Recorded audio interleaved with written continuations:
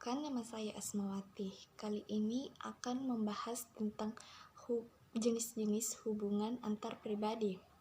Hubungan antar pribadi tercipta melalui antar komunikasi antar pribadi. Dengan kata lain, hubungan antar pribadi merupakan hasil dari komunikasi antar pribadi. Semakin baik komunikasi antar pribadi, semakin baik pula hubungan antar pribadi yang terbina. Beberapa jenis hubungan antar pribadi. Yang pertama yaitu hubungan persahabatan, hubungan cinta, hubungan keluarga, dan hubungan kerja. Yang pertama yaitu hubungan persahabatan yang terbagi atas 3 jenis, yaitu persahabatan timbal balik, persahabatan penerimaan, dan juga pertemanan asosiasi. Yang pertama yaitu persahabatan timbal balik, yang merupakan tipe ideal, ditandai dengan loyalitas, pengorbanan diri, rasa saling menyayangi, dan kemurahan hati. Persahabatan timbal balik ini berdasarkan pada kesetaraan. Setiap individu secara seimbang dalam memberi dan menerima manfaat dari hubungan persahabatan ini. Yang kedua yaitu persahabatan penerimaan.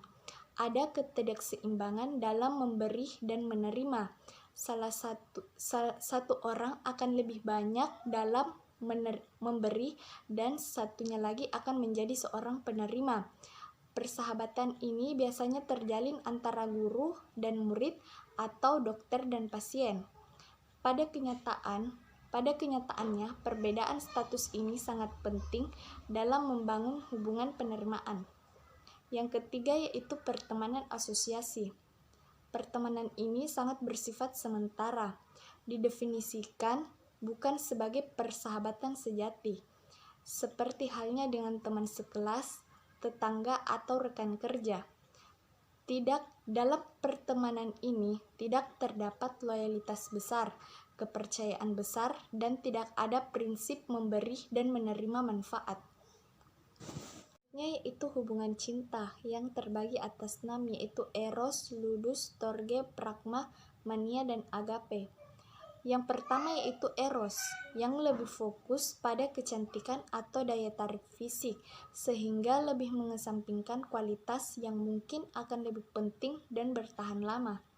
Yang kedua yaitu ludus, menempatkan cinta sebagai permainan yang menyenangkan, bukan untuk disikapi terlalu serius. Cinta ludus cenderung memuat agresi seksual. Tak heran bila para pecinta ludus mempertahankan rekan hanya bila sang rekan menarik dan menyenangkan. Kemudian yang ketiga yaitu storge, yaitu cinta yang tidak memiliki gairah dan intensitas. Storge tidaklah bertujuan menemukan kekasih, melainkan membangun hubungan dengan siapa saja untuk berbagi ketertarikan dan aktivitas. Itu pragma, yaitu cinta yang praktis dan mencari kecocokan yang lebih baik, serta memenuhi kebutuhan akan hasrat yang terpuaskan. Yang kemudian yaitu mania, memiliki ekstrim yang tertinggi dan terendah. Ketakutan yang akhirnya membuat individu tidak memperoleh kesenangan dalam sebuah hubungannya. Cinta mania ini bersifat obsesif dan ingin memiliki kekasih sepenuhnya. Dan yang terakhir yaitu agape, cinta yang penuh kasih tanpa ego dan memberi diri, bahkan bisa mencintai orang yang belum pernah ditemui sebelumnya. Selanjutnya yaitu hubungan keluarga yang terbagi atas 4, yaitu consensual families, protective families, pluralistic families, dan laissez-faire families. Consensual families yaitu memiliki konformitas dan perbincangan yang tinggi. Keluarga ini mendorong komunikasi ke arah yang terbuka dan adanya persetujuan.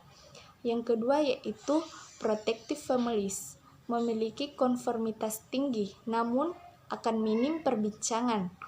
Keluarga ini menekankan persetujuan dan menghindari adanya konflik dengan hanya sedikit komunikasi.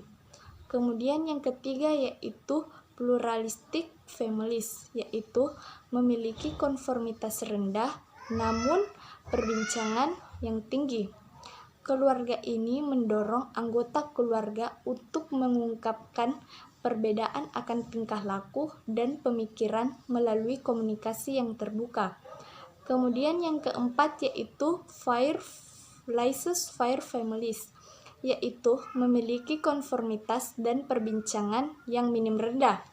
Keluarga ini menghindari interaksi dan komunikasi, serta menjaga privasi dan mendorong perilaku, atau bisa juga dikatakan lakukan dengan semaumu. Yang terakhir yaitu hubungan kerja, di mana pada hubungan kerja tersebut segala komunikasi bisa saja terjadi, dan pada akhirnya hubungan di lingkungan sekitar pun bisa saja terjadi. Pada hubungan kerja ini terbagi atas 4, yaitu lateral communication, upward communication, downward communication, serta grapevine message. Lateral communication yaitu penyampaian pesan antar rekan yang setara, misalnya manajer dengan manajer atau 2 orang profesor di sebuah universitas terkemuka. Kemudian yang kedua yaitu upward communication, yaitu pesan yang disampaikan dari level bawah kepada level yang tertinggi. Komunikasi ini biasanya lebih berisi ke laporan, penyampaian masalah, ide untuk perubahan, dan hal-hal lain yang berhubungan dengan pekerjaan. Kemudian yang ketiga yaitu downward communication.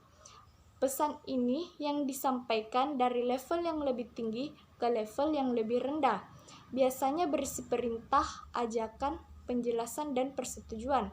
Dan yang terakhir yaitu grapevine message, yaitu pesan komunikasi yang penyalurannya tidak mengikuti bentuk formal yang ada dalam organisasi. Biasanya pesan ini berisi hal-hal yang bersifat personal dan isu-isu.